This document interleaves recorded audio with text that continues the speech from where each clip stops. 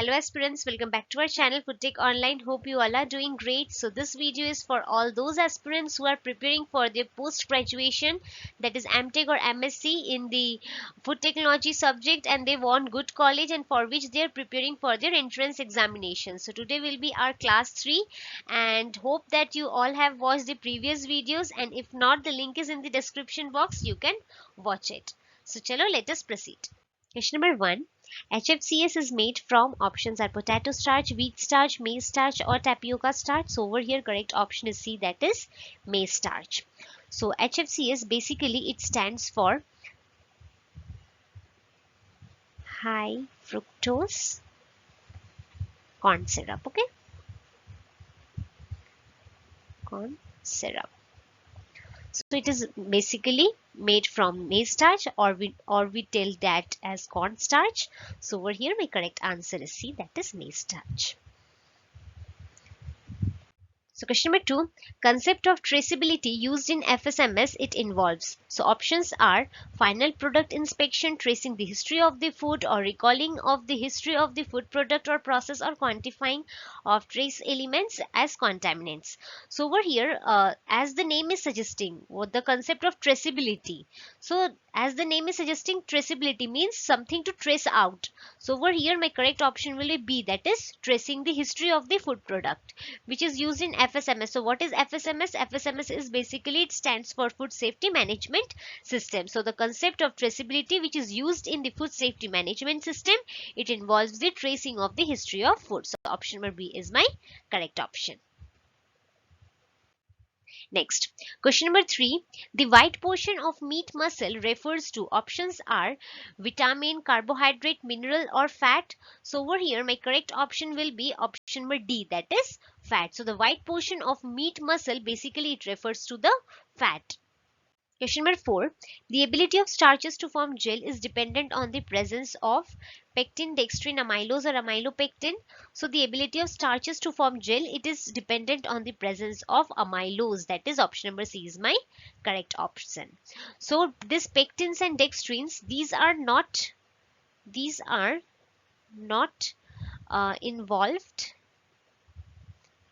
in gelation of starch.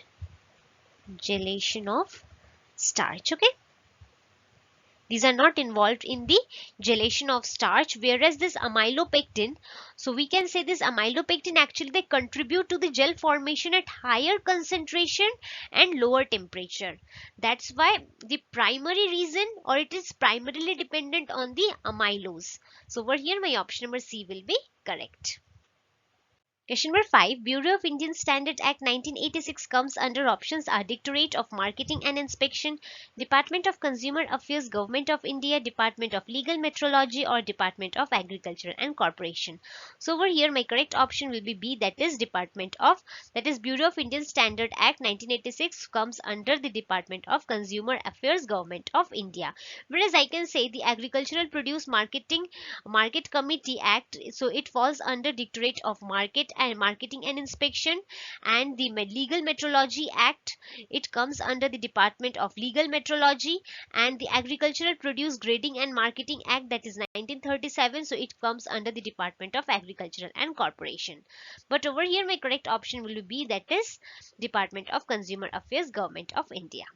So question number 6, which of the following are the correct types of dispersed system? So options are suspension, emulsifier, foam, suspension, solution, emulsifier, solution, emulsifier, foam or suspension, solution, foam. So over here my correct option will be D, that is suspension, solution and foam. So what exactly suspension means? Suspension means solid particle which are dispersed throughout a liquid medium. Whereas solution means that a one substance, that is solute, which is completely dissolved in another substance, that is solvent at a molecular level. And foam it is a dispersed medium where the gas bubbles are dispersed in a liquid or a solid medium. So over here my correct option will be D, that is suspension, solution and foam. These are the types of dispersed systems. Next, question number 7. Cleaning of the cereals by aspiration is based on thermal properties, magnetic properties, hydrodynamic properties, or aerodynamic properties. So option number D, that is aerodynamic property, is my correct option. So aspiration, basically it involves the use of the airflow to separate the lighter particles. So these lighter particles can be, for example, say chaff, or we can say dust particles, or husk particles. Okay, to separate these lighter particles from the heavier cereal grains, it is based on the hydrodynamic properties. So here the lighter particles, these are carried away by the airflow, leaving behind the heavier and the cleaned cereal grains. So option number D, that is aerodynamic properties, my correct option. Question number 8. Sucrose upon hydrolysis in the presence of mild acids or enzyme invertase results in, options are lactose, invert sugar, maltose, or raffinose. So over here my correct option will be number B, that is invert sugar. Next. Question number 9. Removal of air from the headspace of filled container either by heat treatment or mechanical method is called retorting, heating, exhausting, or canning. So over here correct option will be C, that is exhausting. So basically when a food it is packed into a container such as jar or the cans, what happens for preservation? It is crucial to remove as much air as possible from the headspace of which is above the food product. So this is because, as we know, air it contains oxygen, and oxygen it may lead to the oxidation of the food product, or it may lead to the spoilage of the food product. That is why this air it is removed from the headspace of the filled container either by the heat treatment or the mechanical method, and this process whole it is known as the exhausting. Option number C is my correct option. That's fine. Question number 10. Lack of control on dash in the food processing system can result in the safety risk for the consumer. So options are processing aids, hazards, contamination, or critical control point.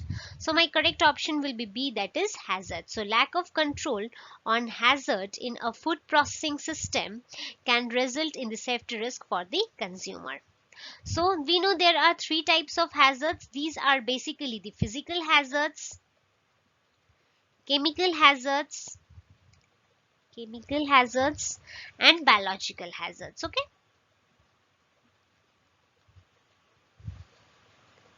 Hazards. So these hazards that have the potential to cause harm to the consumers if not properly controlled. So these hazards can arise at various stages of food processing, production, or distribution level. That is why the lack of control on these hazards in the food processing system, it can result to the safety risk for the consumers. That is option number B is my correct option. Question number 11. Which naturally occurring component causes enzymatic browning in fruits and vegetables? So options are tyrosine, taurine, tannin, or thiamine. So over here correct option will be C, that is tannin. So tannins, we know these are the polyphenolic components which are found in various plant tissues including the fruits and vegetables. So when these tissues are cut or damaged, the enzymes, that is the polyphenol oxidase, we tell it by the short name, that is PPOs, polyphenol oxidase. So these enzymes they react with the oxygen which is present in the air to oxidize the tannins, and these results in the characteristic browning reaction. So over here my correct option will be C, that is tannin. Question number 12. The best source of vitamin K are, options are meat products, dairy products, green leafy vegetables, or cereals. So the best source of vitamin K are the green leafy vegetables. That is option number C is my correct option. While the other options, these are meat products, dairy products, or cereals, they also contain some amount of vitamin K. But the green leafy vegetables, basically the spinach, kale, broccolis, and Brussels sprout. So they contain the high source of vitamin K. So over here my correct option will be option number C, that is green leafy vegetables. Question number 13. A dietary deficiency of the following factor can lead to the Wernicke-Korsakoff syndrome. So options are riboflavin, niacin, biotin, or thiamine.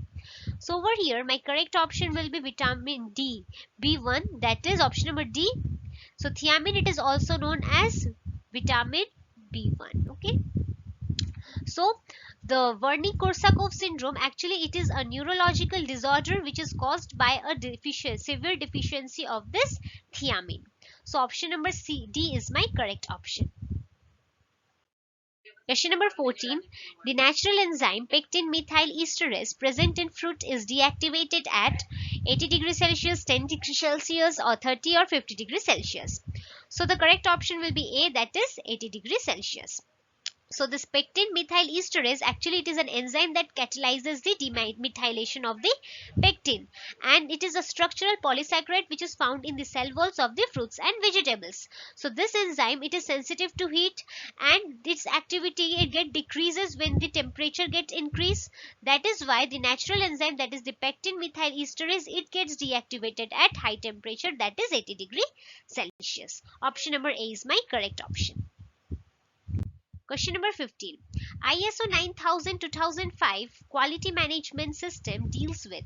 So options are customer satisfaction, fundamentals and vocabulary, requirements and guidelines for performance improvement. So over here my correct option is B, that is fundamentals and vocabulary. So ISO 9000-2005, it provides the guidance on the fundamentals and quality management systems, establishments, terminology which is related to the quality management concepts. So option number B is my correct option. Question number 16. The gas used for flushing the processed and the packaged food is, options are nitrogen, oxygen, hydrogen and none. So over here my correct option will be option number A, that is nitrogen gas. So along with nitrogen, carbon dioxide gas is also used.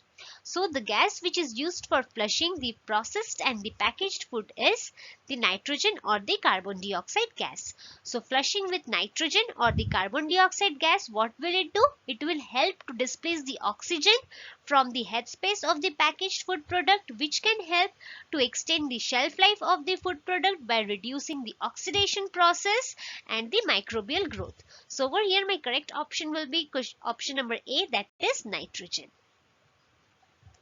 Next, question number 17.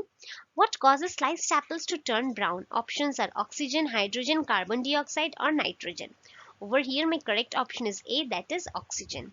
So when the sliced apple, it turns brown due to the reaction of the oxygen which is present in the air with the enzyme which is present in the apple. So when the cells of the apple, it get damaged or ruptured during the cutting or the slicing process, what happens? The enzyme which is present in the apple, that is the polyphenol oxidase enzyme, these are released. So these enzymes, it catalyzes the oxidation of the phenolic compound which is present in the apple. It leads to the formation of the brown pigments called the melanin. Thus over here the oxygen, it causes the sliced apple to turn brown. Okay, so my correct option is A, that is oxygen. Next question. Question number 18. The condensation products of sugar with non-sugars, these are known as, options are glycosides, aminosugars, glycerol or deoxysugars. Over here my correct option is A, that is glycosides. So the condensation products of sugar with non-sugars, these are known as glycosides. So glycosides, actually these are the compounds which are formed by the condensation of a sugar molecule, for example glucose or fructose, with another compound that is non-sugars, typically through the glycosidic bonds.